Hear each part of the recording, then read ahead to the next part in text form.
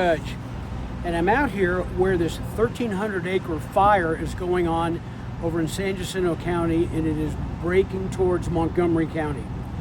What we've been watching all day long is the wind has been moving and it's been pressing this fire, causing now people in San Jacinto County to evacuate. We've had some that are starting to voluntarily evacuate in Montgomery County.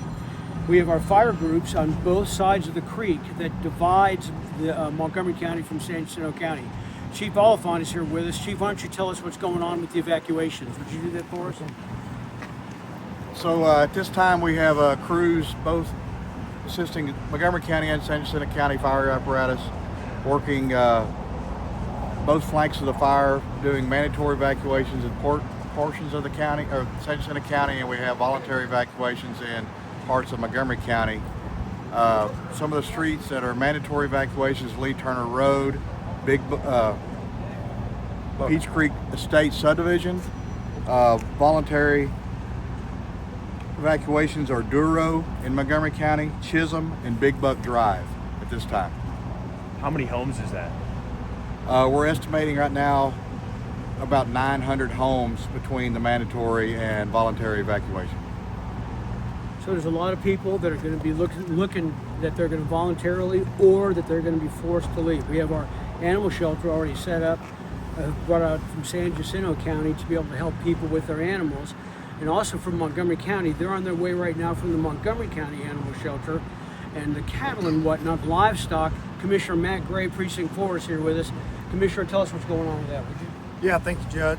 So first off, before I get into the livestock, people that have been displaced, voluntary or mandatory evacuation, we're recommending go get out of harm's way as far as possible, go to a family member's house, go get a hotel, if not up 59 South, on the Creekwood exit at the old YMCA, the East Montgomery County Community Center.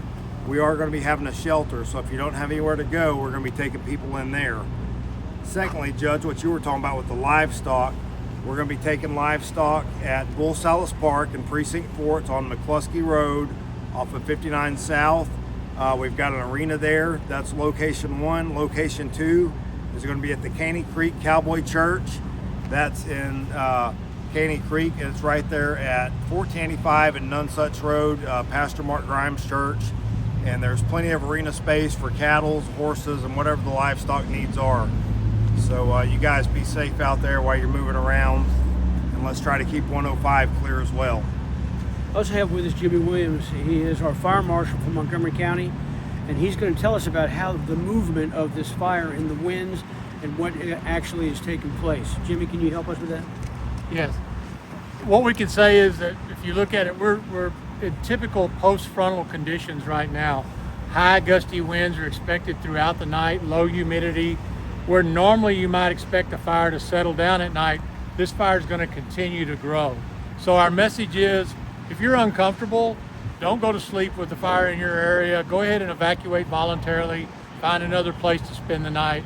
If the big concern is that we're going to have people think that the fire is under control or is going to die, and then we'll have people going to sleep and not being ready to evacuate. As far as if you're in the areas along Peach Creek in Montgomery County, be prepared. Again, if you're uncomfortable, move now, but be prepared to move on short notice. We can expect this fire to continue to grow. It's coming out of a heavily wooded area. It's moving into more populated areas, so we can expect it to grow throughout the night. Jimmy, again, tell us how many acres and what's the percentage of under control at this point? We're currently at an estimation of 1,300 acres and 10% containment.